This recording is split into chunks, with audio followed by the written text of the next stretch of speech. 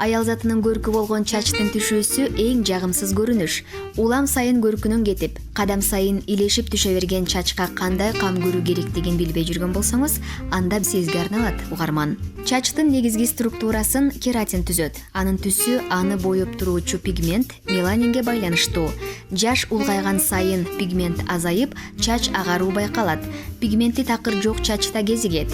Чач түбүндөгү клеткалардын көбөйүүсүнүн натыйжасында өсөт. Адам денесинин ар кайсы жериндеги түктөрдүн өсүү ылдамдыгы ар башка. Орточо эсеп менен дени соо адамдын чачы 1 айда 1 сантиметрге өсөт. Ар бир тал чачтын өсүү мезгили бар. Андан кийин ал түшөт. Чач 50 жашка чейин жакшы өсөт. Чач дайыма өлүп жана түшүп туруучу зат. Өлгөн чач башты жууп же тараганда оңой түшүп, ордуна жаңысы өсүп чыгат.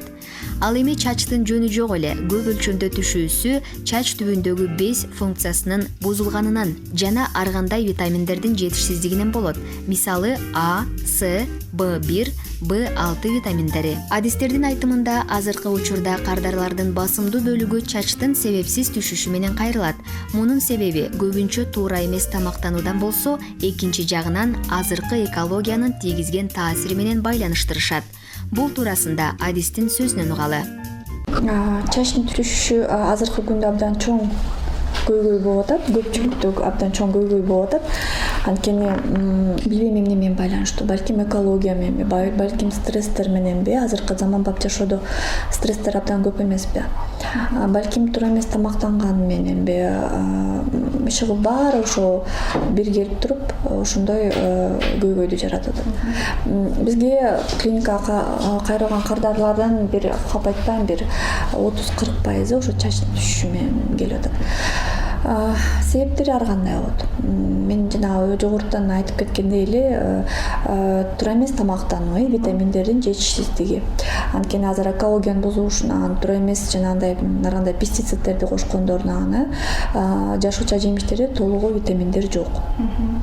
Анан экинчиден көпчүлүк адамдардыкы азыр ашказан, жанагы ичи карын, боор оорулары көбөйдү.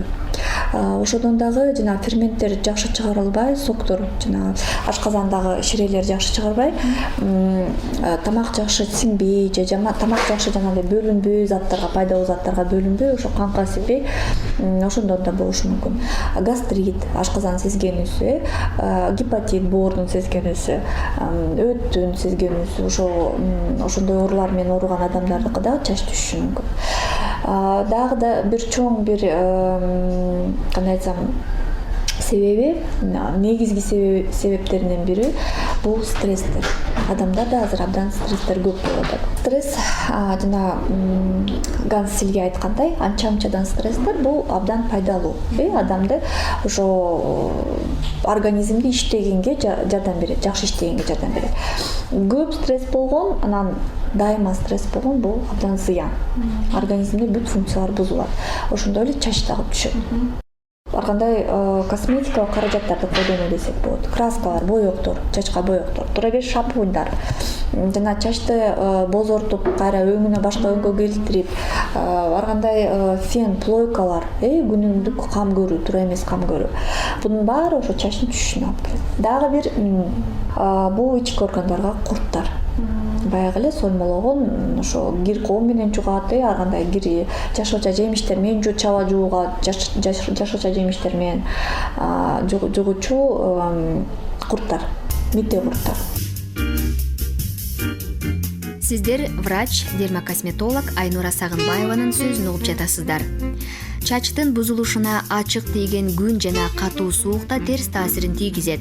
Ысыкта чач кургап, сынат жана түшөт. Ал эми төмөнкү температура теринин үстүңкү кан тамырлары кысылып, чачка керектүү азык заттын келишин азайтат.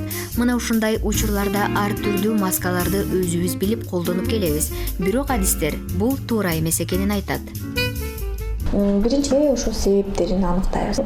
Эмне үчүн түшүп атат чач? Анан баягы чачым түшүп атат деп эле маска жасагым деп келишет да, бул туура эмес. Биринчи себебин аныкташ керек, анан ошо себебин дарылоо менен бирге ошо чачка ар кандай кам көрүүлөрдү жасасак болот. Витамин жетишпесе витаминдерди беребиз, курт болсо куртту өлтүрөбүз, краскада болсо красканы башка краскага колдонобуз.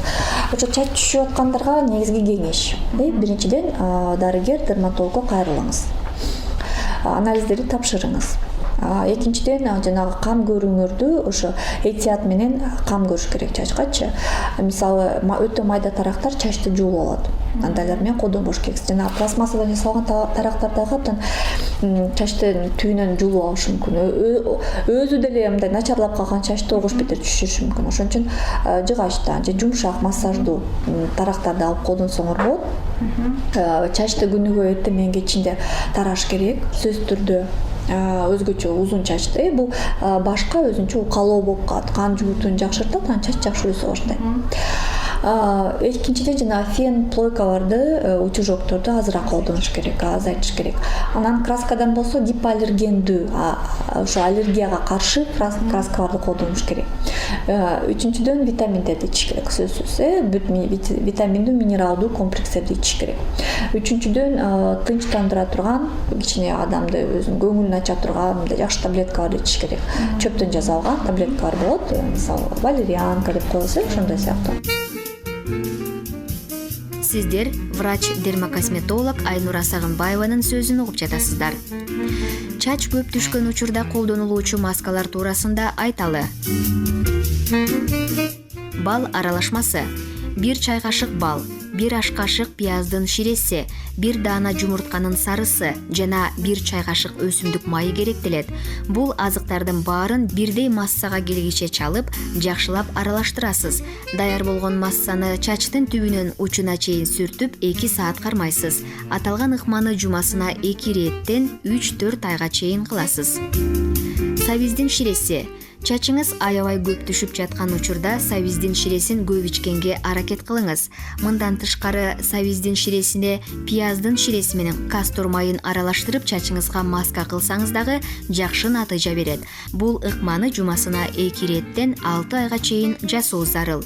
Мындан сырткары чачтын кургак жана майлуу түрлөрү кездешет. Дал ушундай чачтын түрлөрүнө атайын адистин маскасына көңүл бурабыз. Жакшы маскалар көп.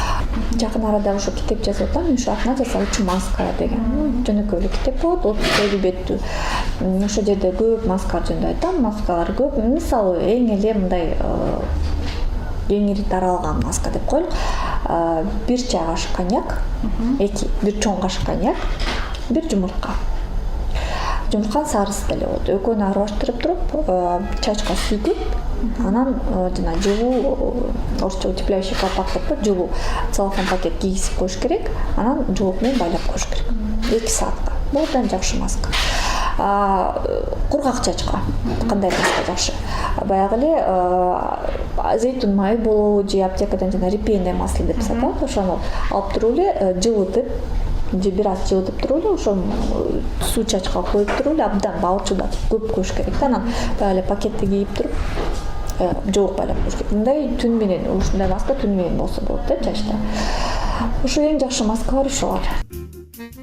Урматтуу радио каармандар, сиздер врач-дермокосметолог Айнура Сагынбаеванын сөзүн угуп жатасыздар. Эскертүү: чачты жуугандан кийин жумшак сүлгү менен аарчып кургатуу керек. Фен менен кургаткандан көрө өзү кургаганча күтүү пайдалуу. Кыска чачты түбүнөн, узун чачты учунан баштап тараш керек. Ным кезинде таралган чач көп түшөт, андыктан чач кургагандан кийин тароо зарыл. Эч убакта бирөөнүн тарагын пайдаланбаңыз жана пайдалануу үчүн өз тарагыңызды башкаларга бербеңиз. Чачыңыздын сапаттуулугу үчүн А, С, Б витаминдүү тамактарды көп жеңиз.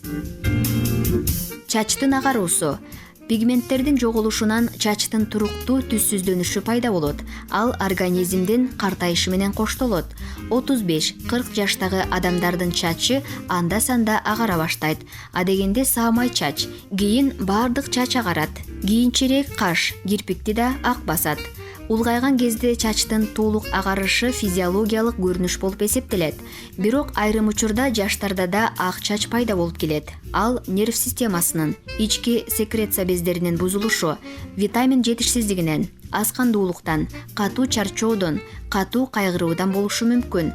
Чачтын эрте агарышы тукум куумада болуп, жакын туугандардын арасында кездешет. Булар туурасында адистин сөзүнөн угалы. Чачтын агароосунун себеби пигмент жоголот. Чачта да пигмент бар, меланин деген пигмент бар, ошол пигмент азаят.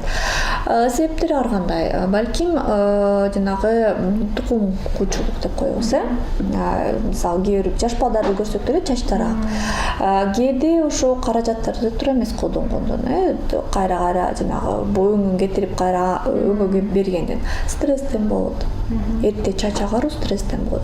Көбүнчө ошол. Сиздер врач-дермокосметолог Айнура Сагынбаеванын сөзүн уктуңуздар.